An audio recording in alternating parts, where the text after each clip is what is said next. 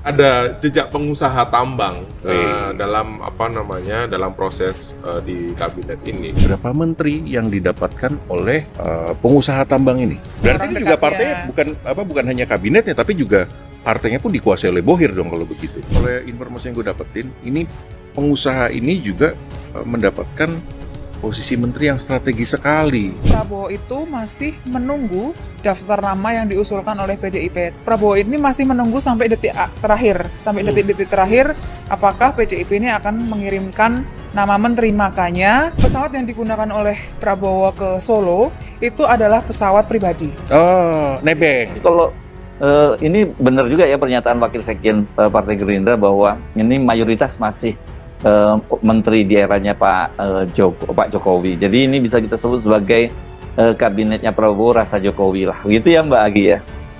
Prabowo ini akan siap mengevaluasi para menteri, wakil menteri, dan kepala badannya dalam kurun 6 bulan sampai 1 tahun. Jadi ini ditampung semua dulu nih.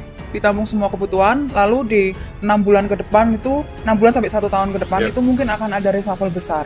Itu yang disitulah kemudian Prabowo kembali menyeleksi orang-orang yang dia anggap mumpuni dan mampu. Dan menarik Kang tadi ya disebut soal entertain karena kawan-kawan kita, sumber-sumber kita itu ada yang ditawari jadi wamen juga di detik-detik akhir gitu ya. Bahkan setelah pemanggilan menteri dan wakil menteri. Jadi masih mau nggak jadi wamen ini masih ada slot nih nanti.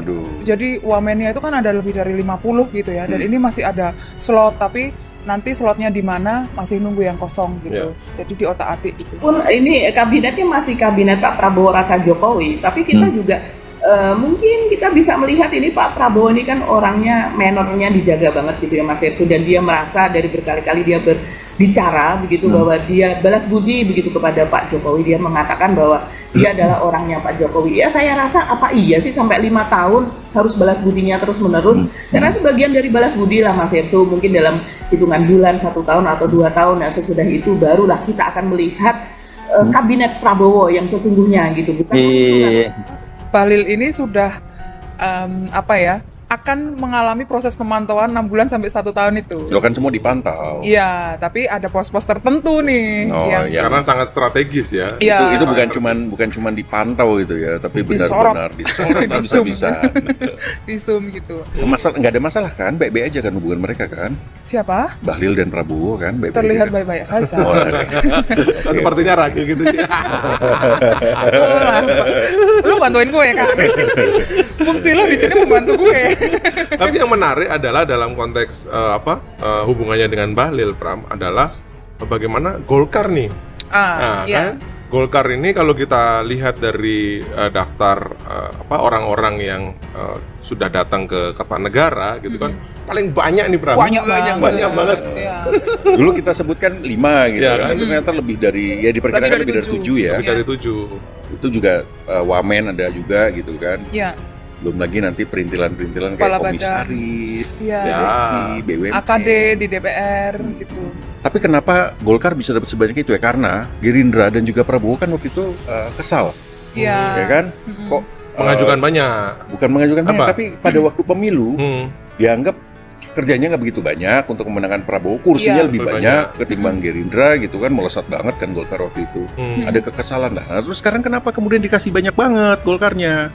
Ya, dan ini saya kemudian jadi paham kenapa Nasdem, Ketua Umum Partai Nasdem Surya Paloh memutuskan dia menjadi bagian dari pemerintahan tapi tidak masuk dalam kabinet katanya karena alasannya ya fatsun politiknya kan yang mereka nggak berkeringat gitu. Yang berkeringat itu kan Partai Koalisi Indonesia Maju. Jadi ya dia memberikan kesempatan partai-partai itu mestinya yang ngisi kabinetnya. Tapi memang kalau kita lihat seperti Golkar misalnya ya, itu kan dapat jatah gede banget gitu ya Mbak Agi ya. Bahkan Gerindra kelihatannya kalah jumlahnya kalau dibandingkan dengan Golkar nih, tanda-tandanya gitu ya Mbak Agi ya. Pemanggilan puluhan orang itu, Pramji, masih kental wajah Jokowi di sini, Pram. Setuju nggak? Iya. Orang-orang Jokowi banyak banget di sini dan jadi sangat wajar. Dan sumber-sumber kita bilang bahwa dalam waktu yang singkat kemungkinan Prabowo akan mengevaluasi karena otonomi Prabowo dalam hal memilih orang-orangnya ini sekarang masih kental Jokowi ya, Cawe-cawe dipengaruhi oleh Jokowi. Iya, Gitu. betul. Ya. Jokowi ini kan memang sebenarnya dia sacet ya, Iya. tas gitu. Nggak bisa kalau cuman ngurusin satu gitu. Dia maunya cawe-cawe di yang lain Wah. juga. Tunggu, tas sih bukannya punya Ganjar. Kerjain juga. Prabowo itu sudah punya daftar list gitu, sudah dipanggil tuh semua, belum semua sih, ada beberapa calon menteri dan calon kepala badan yang sudah dipanggil sebelumnya, lalu disampaikan ke Jokowi gitu ya, lalu difinalisasi lah bersama Jokowi. Dan sebelum itu Jokowi hari Kamis sebelum pertemuan itu, jadi beberapa hari sebelum pertemuan itu Jokowi itu mengendorse beberapa nama gitu kan, atau mendorong beberapa nama. Salah satunya adalah Sri Mulyani, sebetulnya Sri Mulyani. Nah, Sri Mulyani ini sempat dipanggil oleh Jokowi ke istana di hari Kamis gitu. Sri Mulyani diminta untuk menjadi Menteri Keuangan lagi. Loh, kok yang meminta Jokowi? Nah, ada beberapa alasan, Pram. Pertama, karena sebelum masuk alasan nih, Ya. penasaran juga sama tadi pertanyaan Pram. Kan hubungan Prabowo sama Sri Mulyani ini sempat jelek.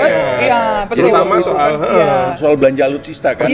Persis. Dan di situ ada juga sempat keras Jokowi tuh. juga Iya, gitu kan. betul. Jadi waktu itu Sri Mulyani menolak untuk mencairkan belanja alutsista. Persis, kan? ada penambahan 5 miliar dolar. Ya berapapun itulah ya. Artinya waktu itu memang Sri Mulyani sendiri ada pertarungan juga politik dengan Prabowo. Sampai harus Jokowi turun tangan. Prabowo turun tangan gitu, dan kemudian ketika ditanyain gitu, Sri Mulyani bilang, ya saya hanya melaksanakan perintah presiden. Jadi Jokowi ini kita kompli juga nih dikit-dikit gitu kan. Bisa jadi demikian ya, Golkar kabarnya ada 7 kursi begitu ya. Apakah itu kabinet semuanya? Apa maksudnya menteri semuanya? Tapi bisa jadi walaupun Gerindra ini mengalah, tapi dia juga bisa jadi menguasai lembaga-lembaga dan badan, Mas Heru. Masih banyak yang lain kan, kursi-kursi yang lain di menteri tersebut. Puluhan orang yang dipanggil oleh Prabowo, dan kemungkinan mereka juga ada yang menjadi menteri, wakil menteri maupun lembaga-lembaga lain ya.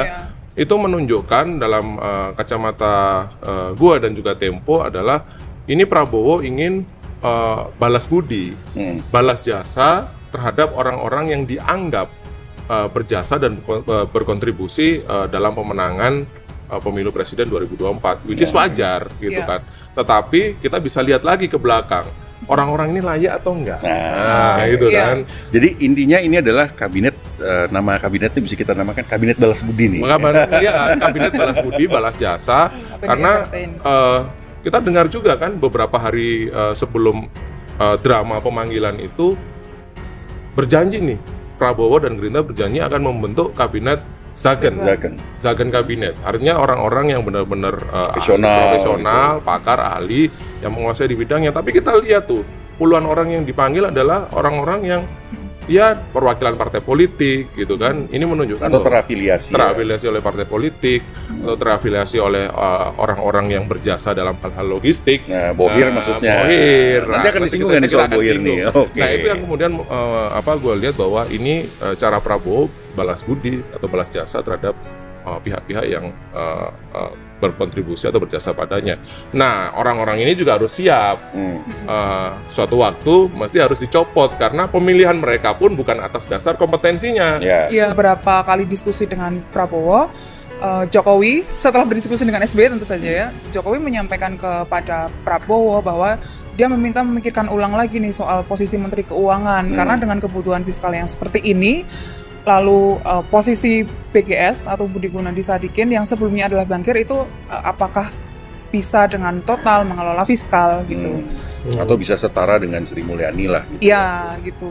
Ya, tantangan Sri Mulyani di kabinet Prabowo ini adalah bagaimana menjadi rem. Betul. Rem gas gitu. Karena banyak program flagship, makan bergizi gratis, belum lagi alutsista dan macam-macam. Sementara pendapatan atau anggaran kita sangat terbatas. Duitnya tipis coy.